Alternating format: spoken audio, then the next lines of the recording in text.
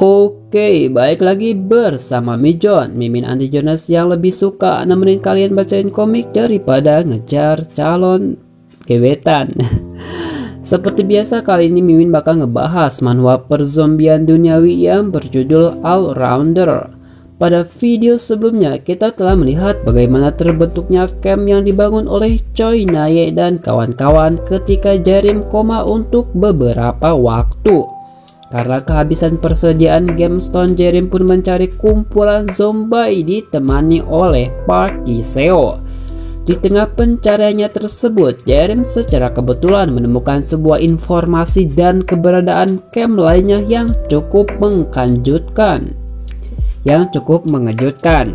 Lantas bagaimana kelanjutannya? Langsung saja Mimin ceritakan.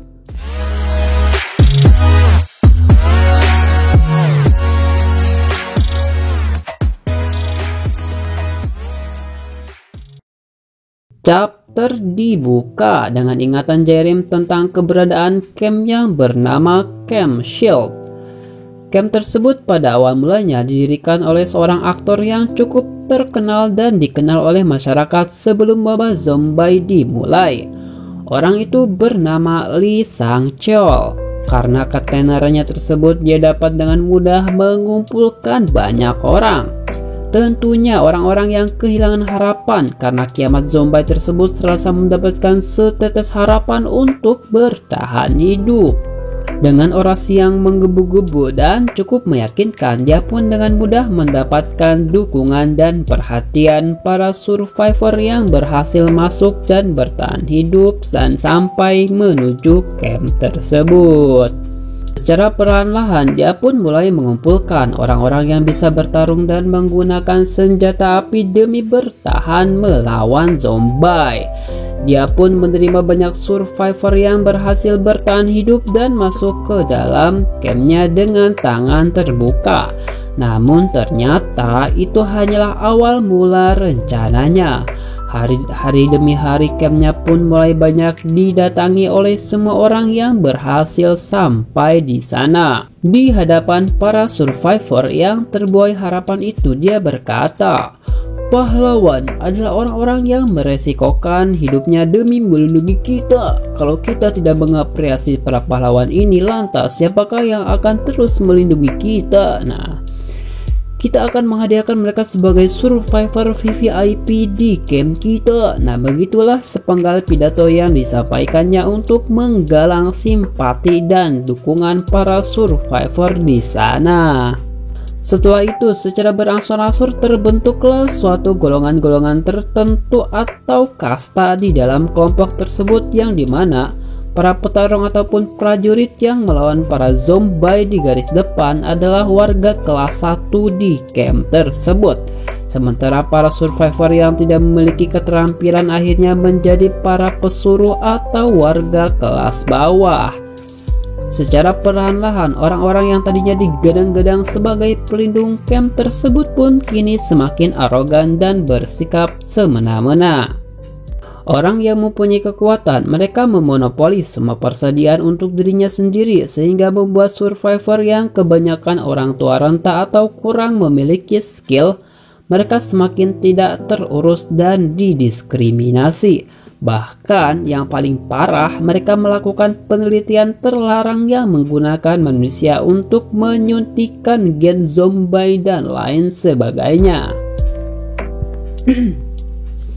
Jadi, secara sederhana, camp ini bisa diartikan sebagai sarang penjerat yang membuat para survivor lemah menjadi korban atas keserakahan para manusia itu sendiri.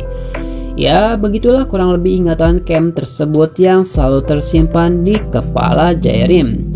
Sementara itu, Park Ji-seo pun tentunya menerka-nerka tentang respon Jarim ketika melihat tulisan-tulisan itu.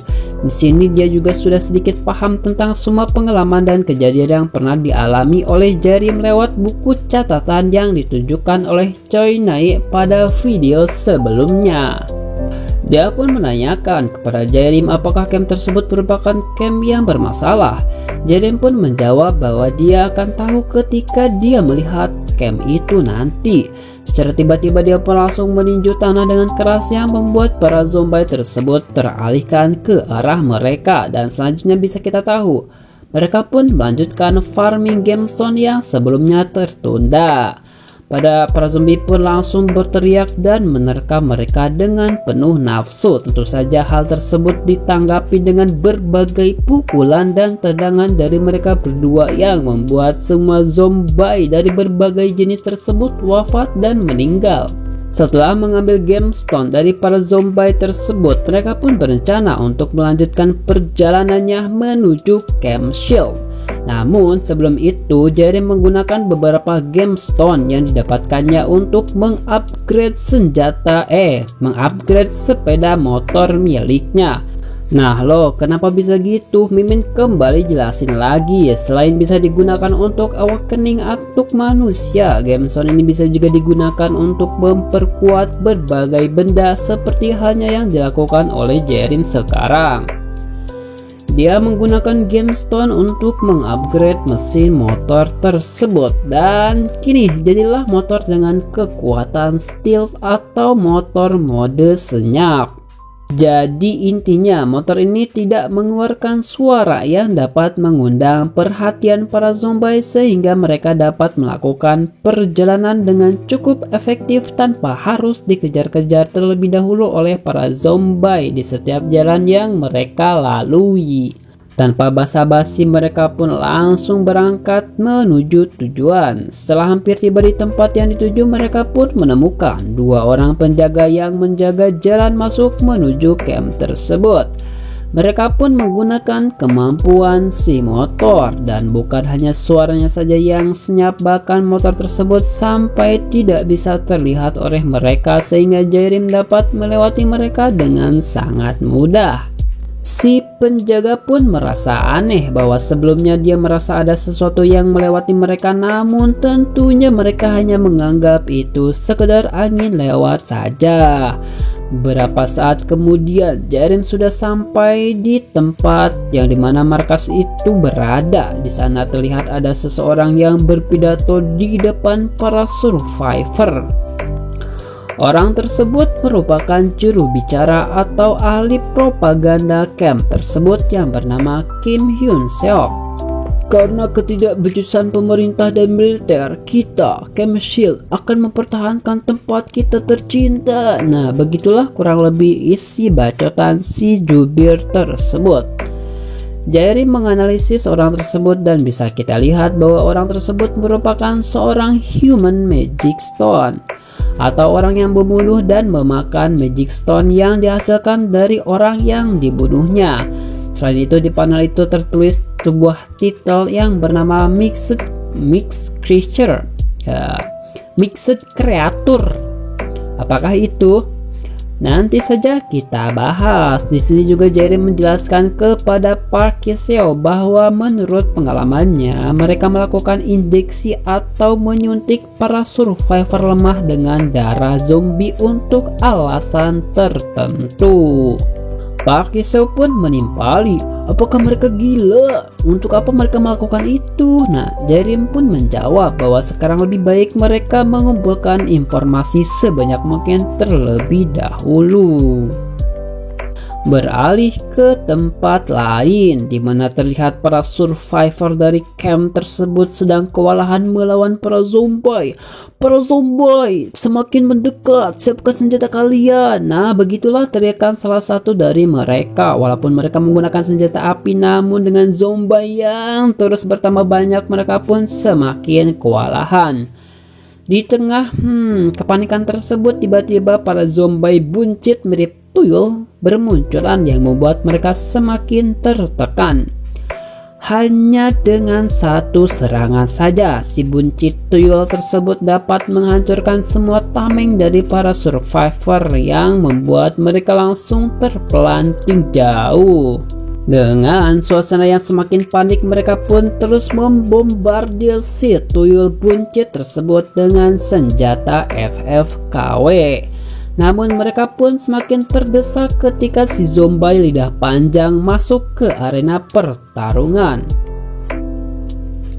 Ketika mereka hampir saja putus asa, secara tiba-tiba muncul sabetan senjata yang membuat kepala zombie lidah panjang tersebut putus. Dan akhirnya mereka pun terselamatkan oleh kedatangan Jerem dan Park Ki-seo yang datang membantu mereka di saat yang genting. Mereka berdua dengan cepat dapat menghabisi para zombie yang sebelumnya telah membuat prajurit tersebut kocar-kacir. Tentu saja para prajurit pun terkejut dengan kedatangan dua orang yang sangat kuat tersebut. Beberapa saat pun berlalu, sedangkan di tempat lain terlihat Kim Hyun Seok, atau Mimin sebut saja si jubir ya biar gampang lah nyebutnya. Ya, karena dia tugasnya yaitu memanipulasi para survivor pendatang dengan bacotan propagandanya. Terlihat si jubir yang sedang memeriksa semua tugas dari penaklukan bawahannya. Setelah beberapa saat, tibalah orang yang hendak melaporkan terkait pembasmian zombie sebelumnya. Orang tersebut melaporkan bahwa dia baru saja menemui dua orang awaken yang sangat kuat yang telah membantu mereka. Tentunya si jubir pun penasaran dengan laporan yang diinfokan oleh anak buahnya tersebut. Dia pun berpikir, jikalau saja mereka benar-benar sangat kuat, untuk apa mereka kesini gitu? Nah, mungkin mereka mempunyai rencana tertentu atau hendak melakukan tindakan tertentu. Begitulah pikir si jubir tersebut. Ya, dia pun memutuskan untuk menemui mereka berdua. Dengan ditemani oleh dua bodyguard, dia pun menanyakan alasan kedatangan Jerem dan Park Ki-seo.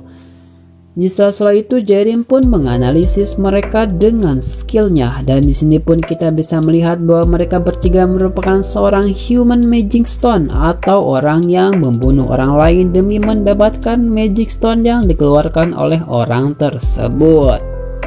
Mereka berdua pun mengenalkan namanya kepada si jubir tersebut. Di sini juga kita bisa melihat bahwa si jubir telah mengenal Park Ki-seo yang beberapa kali muncul di televisi dan koran, yang dikenal sebagai Master Bela Diri Joseon Heavenly Martial Arts. Si Park Ki-seo pun menimpali bahwa sekarang ini dia bukanlah seorang Master Bela Diri Joseon Heavenly Martial Arts lagi. Dia telah kehilangan semua rekan-rekannya saat melawan invasi zombie. Mereka berdua pun menjelaskan alasan kedatangan mereka ke sini yaitu hanya untuk menyelamatkan lebih banyak orang lagi dari para zombie, seperti halnya yang dilakukan oleh Camp Shield sekarang ini. Di dalam hatinya, si jubir pun terkejut bahwa mereka datang ke sini bukan untuk kekuatan ataupun alasan lain, namun hanya demi menyelamatkan orang-orang. Jika apa yang dikatakan oleh mereka itu jujur, mungkin mereka bisa berguna untuk camp ini ke depannya. Nah, begitulah niat si jubir dalam hati. Dia pun menawarkan mereka berdua untuk bergabung dalam tim pasukannya, atau di sini dia sebut sebagai Vigilante Squad. Jika mereka dapat meraih beberapa pencapaian, mereka pun akan diajak menuju sebuah tempat yang dinamakan Paradise atau surga. Tempat apakah itu? Mimin juga belum tahu, coy. Oke, lanjut. Tentunya Jerem pun menolak tawaran tersebut. Di sini dia kembali menegaskan bahwa dia hanya ingin melindungi orang-orang.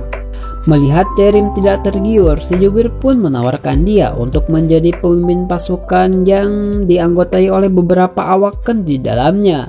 Dia pun kembali menolak tawaran tersebut dengan alasan tentu saja dia tidak bisa menerima orang-orang yang ceroboh seperti tim yang diselamatkan oleh mereka berdua sebelumnya.